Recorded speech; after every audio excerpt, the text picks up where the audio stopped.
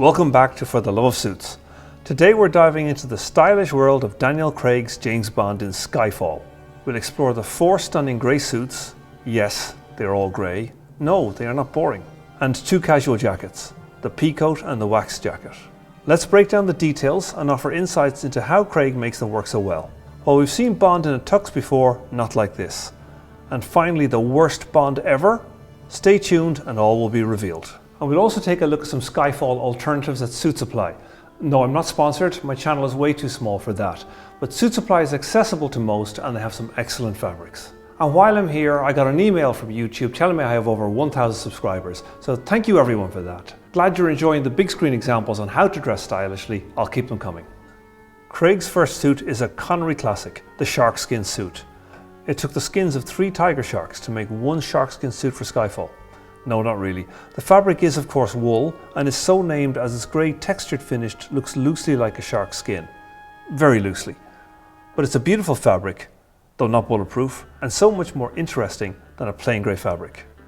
This is a mid-grey, and suits don't come more flexible than this for matching with shirts and neckties of all colours. It goes well with a white shirt and grey necktie, but it isn't as high contrast as a black suit, so it will be easier to wear for far more people. And if you want to know more about black suits, check out my review of Colin Farrell in Sugar here. Bond's next grey suit is a darker Glen check 2-piece. A Glen check, sometimes also referred to as a Prince of Wales, though they are not exactly the same, is a classic cross-check pattern. This suit has a very subtle check, and you have to look closely at the fabric to see it, which is intentional. A suit like this can look quite subtle from a distance, so it is not too ostentatious, but far more interesting close up when you're meeting people, and that gives the Glen check suit an interesting dimensionality.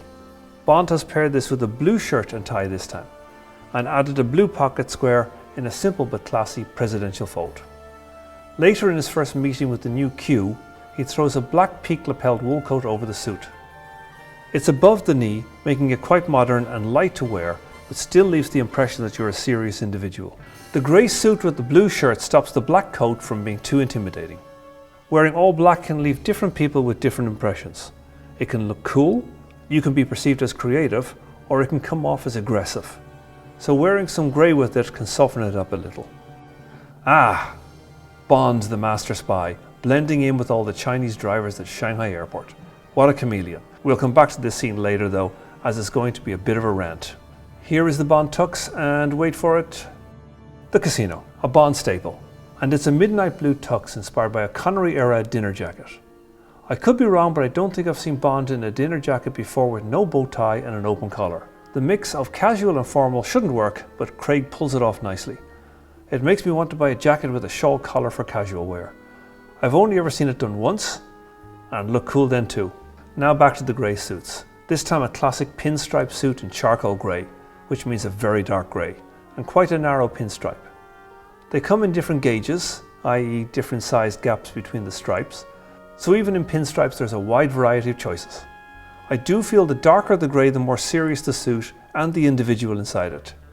A suit this dark might not work well for a young man as well as for an older one. Again, Bond is keeping it clean and businesslike with a blue shirt, dark blue tie and a blue pocket square in the classic presidential fold. Out on the Scottish Highlands, Bond dons a classic countryside weatherproof jacket, the Barbour Waxed wax jacket. Under he wears a striking bright blue sweater over a white shirt and a very stylish, almost cravat-like scarf tucked tightly around his neck. The wax jacket is quite suitable for the terrain but is quite a dull colour, and the blue sweater gives his whole look a nice lift. He has on dark grey trousers and a pair of Crockett & Jones Isla boots, a beautifully made pair of boots that I was tempted to buy in London last year, but quite pricey. Barbour are probably the most famous wax jackets in the world, and despite the lack of the royal seal, have been worn by the British royal family for over 30 years. It's well made, and though not cheap, can be re-waxed to last for years. And while the beacon model worn in Skyfall is pretty pricey at $400 US, Barbour make many other similar cheaper styles if you want to avoid the Bond tax. Well, if you're going to stand on the edge of a building, then this is definitely the heroic pose you should adopt. Craig has on the same short black overcoat we saw earlier, with a nice cashmere scarf thrown over a black suit. Okay, I'm cheating, black is not really grey, but close enough.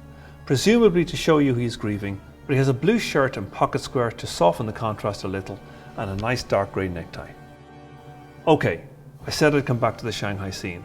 Bond is wearing dark grey trousers, white shirt, black necktie and a peacoat over the top to fight with the cold weather. It's an interesting look, somewhere in the vicinity of smart casual, if a little on the rough side. This model of peacoat is the Bond peacoat from Billy Reid, but I feel there's a couple of things you ought to know about this model. Firstly, the fabric is a blend of wool and 25% nylon. Nylon, which is good for making stockings during wartime. The percentage is extremely high. The coat is unlined, a little on the short side and quite light fabric. Reid saved a fortune on this and marked up the price to a whopping $800 US.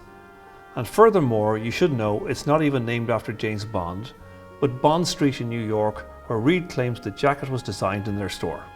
Yes, I would consider the Billy Reid Bond jacket to be the worst Bond ever.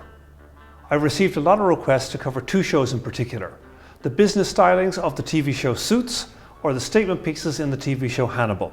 So what would you like me to cover next? And don't forget to subscribe and keep me busy making more videos. And thanks again for watching.